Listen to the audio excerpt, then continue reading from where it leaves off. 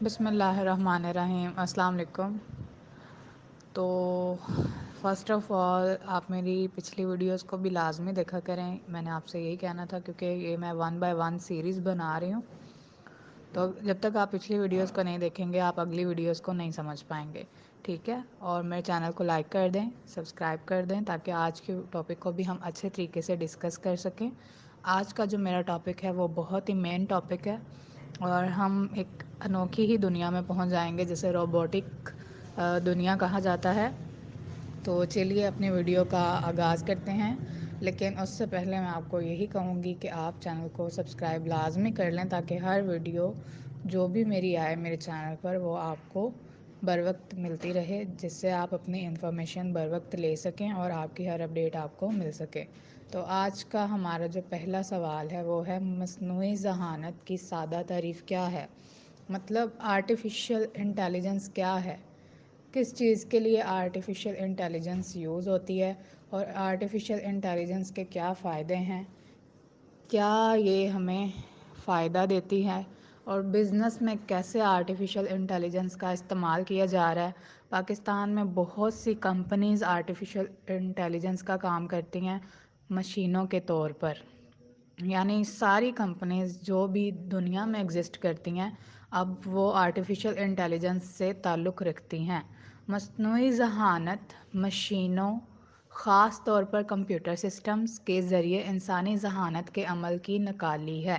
مطلب جو انسانی مائنڈ سوچتا ہے کہ یہ مشین اس طرح کا کام کرے، بالکل مشینز اسی طرح کا، اور جو کمپیوٹر سسٹم ہے اسی طرح کا کام دیتے ہیں، یعنی نقل کرتے ہیں انسان کے دماغ کی، لیکن سوچ اور سمجھ انسان کے ہی دماغ میں ہے، کمپیوٹر کے دماغ میں نہیں ہوتی۔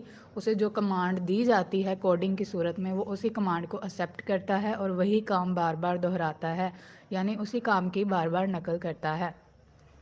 آرٹیفیشل انٹیلیجنس کو اے آئی بھی کہا جاتا ہے۔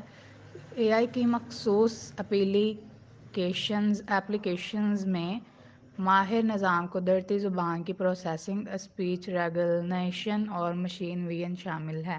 یہ اس کی کچھ ٹائپس ہیں، یعنی یہ اس کی لینگویجز ہیں جو سسٹم سمجھتا ہے اور اسی سسٹم کے تحت اس کو یوز کرتا ہے۔ تو یہ وہ کچھ پوائنٹس ہیں اس کے لکھے ہوئے۔ اب ہم نیکسٹ ویڈیو کی طرف آتے ہیں۔ نیکسٹ ویڈیو بھی ہمارے اسی چیز پر ہے کہ آرٹیفیشل انٹیلیجنس کیا ہے، یعنی یہ اب آگے ہمارا نیکسٹ پیج، نیکسٹ پروسیس۔ مصنوعی ذہانت کے لیے تصویری نتیجہ آرٹیفیشل انٹیلیجنس کی 3 اقسام کیا ہیں؟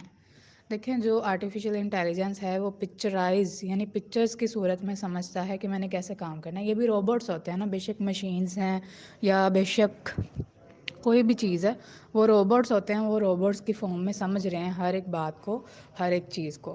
تو یہ سارا ایک روبوٹک نظام ہے جس کو قائم کیا جا رہا ہے اور انشاءاللہ یہ پاکستان میں اور بھی آگے تک جائے گا، کیونکہ اسی کام کے ریلیٹڈ پورے پاکستان میں ایک پورا بزنس سیٹ اپ ہو جائے گا، سارا کام مشینوں سے ہوگا اور مزدوروں کی ضرورت کم پڑے گی۔ تو اس میں نیکسٹ جو لائن ہے وہ یہ لکھی گئی ہے: مصنوعی تنگ ذہانت ANI جس میں صلاحیتوں کی ایک محدود حد ہوتی ہے۔ اس میں وہ کہہ رہے ہیں کہ اس میں جو ہے ANI ذہانت کی ایک محدود حد ہوتی ہے، صلاحیت کی ایک محدود حد ہوتی ہے، یعنی جس طرح انسان کے اندر ہر طرح کی صلاحیت موجود ہوتی ہے نا، اس کے اندر ہر طرح کی صلاحیت وغیرہ موجود نہیں ہوتی۔ یہ اتنی ہی صلاحیت رکھتا ہے جتنی اس کو دی جائے، جتنا سسٹم اس کے مائنڈ میں سیٹ کیا جائے، جتنی کوڈنگ کے تھرو، ان کی لینگویج کے تھرو ان کو چیز سمجھا دی جائے، یہ اتنا ہی سمجھتے ہیں، اس سے زیادہ یہ نہیں کر سکتے کوئی بھی کام۔ جو کمانڈ ان کو دی جاتی ہے یہ وہی کام کرتے ہیں جو روبوٹس ہوتے ہیں۔ مصنوعی جنرل انٹیلیجنس AGI جو انسانی صلاحیتوں کے برابر ہے، یا مصنوعی سپر انٹیلیجنس ASI جو انسان سے زیادہ قابل ہے؟ دیکھیں، انسان سے قابل تو کوئی بھی چیز نہیں ہے، کیونکہ انسان کا مائنڈ جو سوچتا ہے وہ ایک مشین بالکل بھی نہیں سوچ سکتی، مشین اس طرح کا کام بالکل بھی نہیں کر سکتی، کیونکہ جو کام ایک انسانی دماغ کر سکتا ہے وہ ایک مشین کبھی بھی نہیں کر سکتی۔ مثال کے ساتھ AI کیا ہے؟ آرٹیفیشل انٹیلیجنس کی اب ہم اگزامپل کے ساتھ سمجھ لیتے ہیں کہ یہ کیا چیز ہے اور کیسے اس کا پروسیس ہوتا ہے.